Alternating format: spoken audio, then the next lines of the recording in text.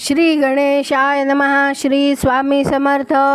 सुप्रभातम. नमस्कार. सिया ऑफिशियलवर आपले सुस्वागतम. योगेशं सच्चिदानंदं वासुदेवं रजप्रियं धर्मसंस्थापकं वीरं कृष्णं वंदे जगद्गुरुं. आज आपण महाभारतातल्या पहिल्या खंडातल्या आदिपर्वातले ययातीचे उपाख्यान या पर्वातले देवयानी, शर्मिष्ठा आणि ययाती यांची कथा आपण पुढे आता वाचायला सुरुवात करूया. काल आपण वाचत होतो त्या सुंदर अरण्यात शर्मिष्ठा आणि देवयानी आपल्या सेविकांसमवेत क्रीडा करत असताना तिथे ययाती आला. त्यावर त्यांचा आता संवाद जो चालू आहे तो आता आपण पुढे वाचूया. ययाती म्हणाला, ब्रह्मचर्य व्रताचे पालन करून मी समग्र वेदांचे अध्ययन केले आहे.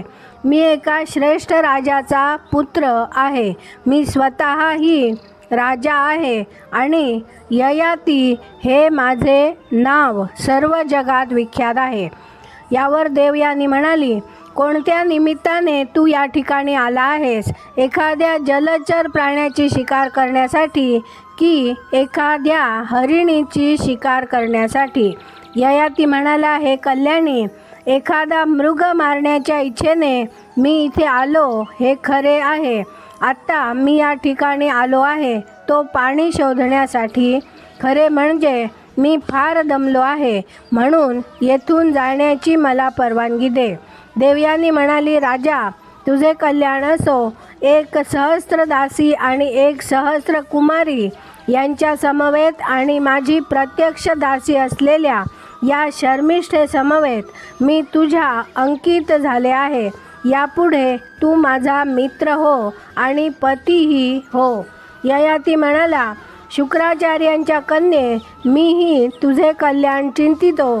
तू फार सुंदर आहेस, पण मला तुझ्याशी विवाह करता येत नाही. तुझा पिता ब्राह्मण आहे आणि क्षत्रिय पुरुषाला ब्राह्मण कन्येशी धर्मशास्त्राप्रमाणे विवाह करता येत नाही, कारण हा प्रतिलोम विवाह आहे. देवयानी म्हणाली, नहुष पुत्र राजश्रेष्ठ, अनेक क्षत्रिय मागे ब्राह्मणांपासून जन्मले होते. ब्राह्मण क्षत्रियांबरोबर पूर्णपणे मिसळून गेले आहेत. दुसरे असे की तू ऋषी आहेस आणि ऋषीपुत्रही आहेस, म्हणून माझ्याशी विवाह करण्याची अडचण वाटण्याचे तुला काहीच कारण नाही. ययाती म्हणाला, या जगातील चारही वर्ण जर एकाच ईश्वरापासून निर्माण झाले असले तरी प्रत्येक वर्णाचे धर्म निराळे, प्रत्येक वर्णाच्या आचारशुद्धीच्या कल्पना वेगळ्या. या बाबतीत सर्व वर्णांमध्ये ब्राह्मण श्रेष्ठ आहेत. देवयानी म्हणाली, नहुष पुत्र, पूर्वी कोणीही माझे पाणी ग्रहण केले नव्हते. माझे पाणी ग्रहण करणारा तूच पहिला आहेस, म्हणून मी तुलाच वरले आहे.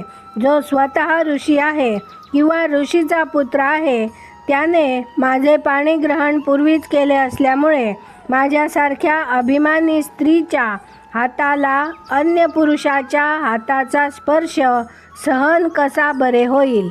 ययाती म्हणाला, जहाल विष ज्याच्या दाढांमध्ये भरलेले असते अशा फणा उभारलेल्या नागांपेक्षाही आणि चारही बाजूंनी भडकलेल्या अग्नीपेक्षाही ब्राह्मण अधिक भयंकर असतो हे जाणत्या अनुभवी माणसाला चांगले माहीत असते. देवयानी म्हणाली, ज्याच्या दाढेमध्ये जहाल विष असते अशा नागापेक्षा आणि सर्व बाजूंनी भडकलेल्या अग्नीपेक्षा ब्राह्मण अधिक भयंकर असतो असे जे तू आत्ता म्हणालास ते कशाच्या आधारावर? यावर ययाती म्हणाला, सर्प घात करतो तो एका वेळी फक्त एकाच माणसाचा आणि शस्त्र वध करते ते सुद्धा एका वेळी एकाच माणसाचा. पण ब्राह्मणाचा राग जर कोणी भडकविला तर तो सगळ्या नगरांचा विध्वंस करून टाकतो. इतकेच नव्हे तर साऱ्या राष्ट्राचेही निर्दालन करतो. सुलक्षणी कन्ये, ब्राह्मण हा फारच भयंकर असतो असे माझे स्पष्ट मत आहे. म्हणून स्वतः तुझ्या पित्याने जर तुला मला अर्पण केली तरच मी तुझ्याशी विवाह करीन, एरवी नाही. देवयानी म्हणाली, राजा, मी पूर्वीच तुला मनाने वरले आहे. आता माझ्या पित्याने मला तुला अर्पण केली म्हणजे तू विधीप्रमाणे माझ्याशी विवाह कर. तू काही मला मागणी घातली नव्हतीस. तू मागणी घातली असताना माझ्या पित्याने जर मला तुला अर्पण केली तर त्यामध्ये तुला दोषाचा लेशही लागणार नाही. वैशंपायन म्हणाले, ययातीशी असे बोलल्यानंतर देवयानीने त्याच क्षणी दाईबरोबर आपल्या पित्याकडे निरोप पाठविला आणि त्या दाईने सुद्धा शुक्राचार्यांना सारा वृत्तांत जसा घडला तसा इत्थंभूत सांगितला. भार्गव शुक्राचार्यही दाईने सांगितलेल्या देवयानीचा निरोप ऐकताच लगोलग राजा ययातीला भेटावयास गेले. शुक्राचार्य आलेले दिसताच राजा ययातीने त्यांना अभिवादन केले आणि नम्रपणाने हात जोडून तो त्यांच्या पुढे उभा राहिला. देवयानी म्हणाली, बाबा, हा नहुषपुत्र ययाती राजा आहे. मागे एका विहिरीत पडून मी संकटात सापडले असता याने माझे पाणी ग्रहण केले होते.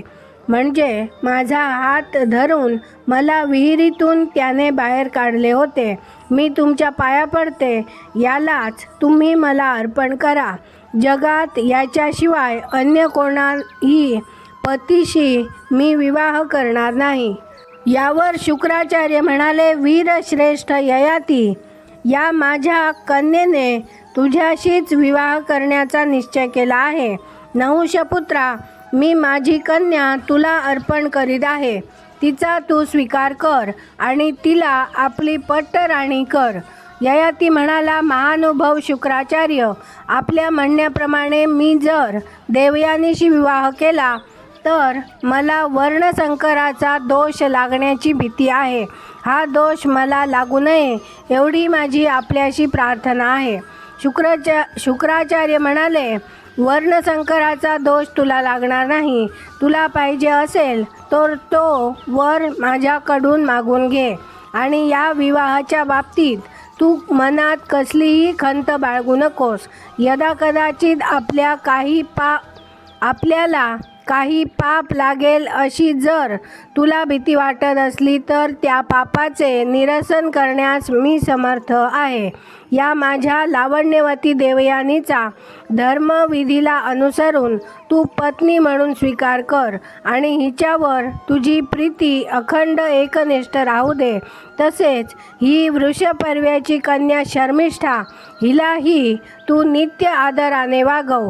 पण एक गोष्ट ध्यानात ठेव, हिला केव्हाही आपल्या शय्येवर तू येऊ देऊ नकोस.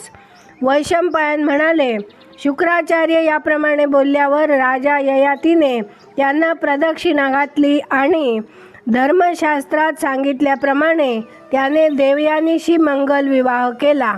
आणि येणेप्रमाणे ययातीला शुक्राचार्यांपासून सौंदर्यवती देवयानीची प्राप्ती झाली. देवयानीबरोबर त्याला शर्मिष्ठेचीही प्राप्ती झाली. इतकेच नव्हे तर शर्मिष्ठेच्या परिवारात असलेल्या 2 सहस्त्र दासीसुद्धा त्याला आंदण म्हणून मिळाल्या. तसेच त्याला अपार धनही मिळाले. शुक्राचार्यांनी त्याचा फार स्पृहणीय सन्मान केला. त्याचप्रमाणे असुरांनीही त्याचा तसाच सत्कार केला. यानंतर महात्म्या शुक्राचार्यांनी अनुज्ञा दिल्यावर ययाती हर्षभरीत होऊन आपल्या राजधानीकडे निघून गेला.